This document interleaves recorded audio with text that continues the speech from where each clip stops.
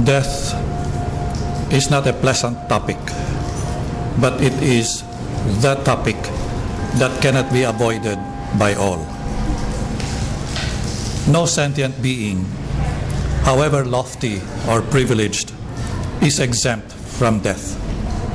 In fact, no matter how far we travel in the universe, we will not find any being that is exempt from death. Death is here because there is birth. In the same manner that old age is here because there is youth, and illness is here because there is health. Birth, old age, illness, and death are the inevitable afflictions that the flesh is heir to. Death is an unpleasant subject of conversation, a killjoy, a topic fit for funeral parlors only. The average person immersed in the pleasures of sense titillation finds it hard to accept that one day the objects of pleasure will have to come to an end. Anytime, death will arrive at the door, and when it does, it will not knock. It will just enter without permission, because death does not respect good manners and right conduct. It is a rude guest. Think of all the people that you have known who have already died. A cursory glance at the daily obituaries is enough to impress upon you the great impermanence of life. Visit any hospital. How many in their last moments do you find still alert? Or perhaps you may already have lost a loved one, a grandparent, a parent, a sibling, a close friend, perhaps. Regardless of our youth, death can visit at any moment. Death is not something that will occur in old age. It does not even listen to reason. You cannot plead, "Not now, not yet. My children are not yet grown up. I have unfinished work. I am too young to die," etc. Because when your number is up, your number is up. Material possessions, friends, relatives, fame, power, none of these can be carried over into the next life.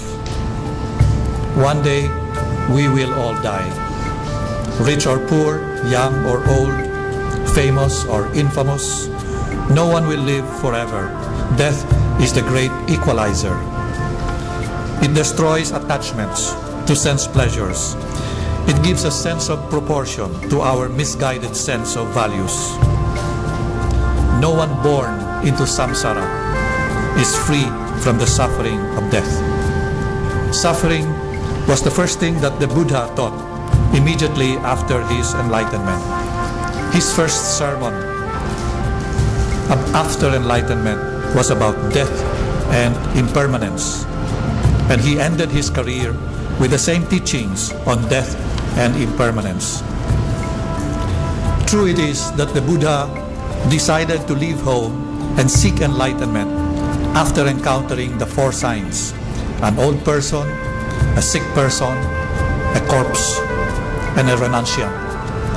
But the awareness of death is what prompted the young and handsome Prince Siddhartha to perceive fully the futility of the worldly pleasures of the palace.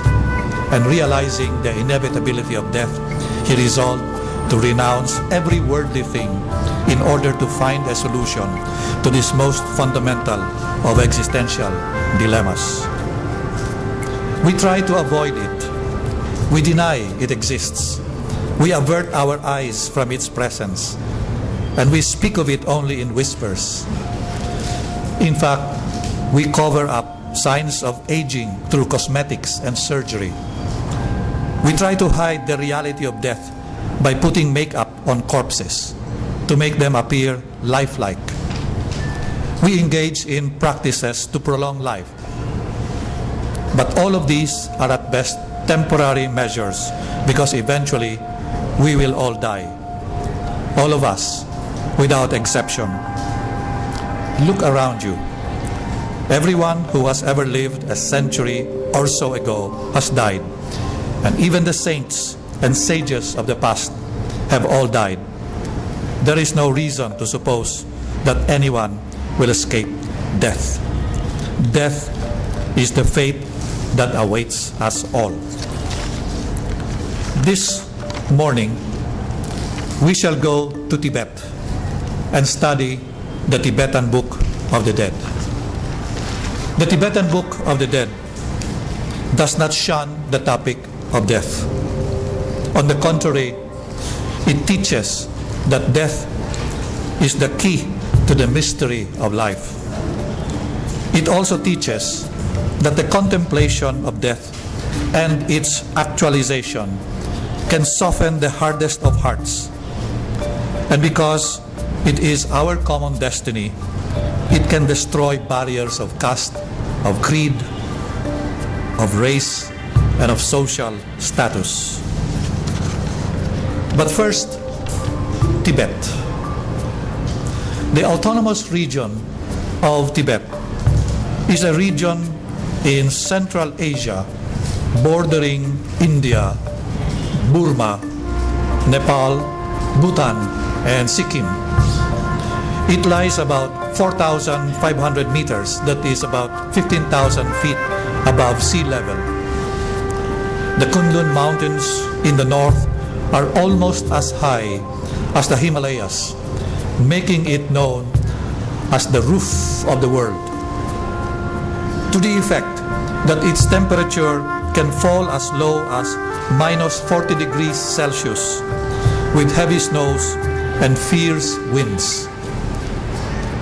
The reason why Tibet is so high is because about 80 million years ago, the Indian plate broke away from a massive pro-continent and slowly moved across the ancient Tethys, collecting hard sheets of rock along the way. It then slid under the soft underside of the Asian plate, the rock crushing into it and pushing itself up, creating the Himalayas. The Tibetans have been called the most religious people in the world. Buddhism is an integral part of their everyday life. His Holiness the Dalai Lama, who now lives in exile, is both the spiritual and the temporal leader of these gentle people whose goodness shine in the expressions of their weather-beaten faces.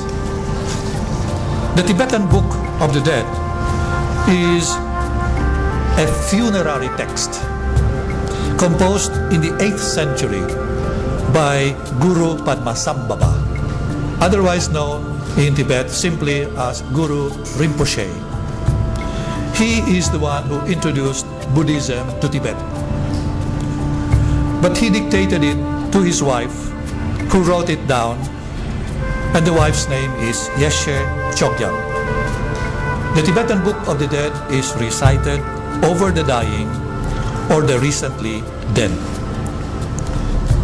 One thing helpful to many who study this book, the Tibetan Book of the Dead, is that it lessens or even removes the fear of death.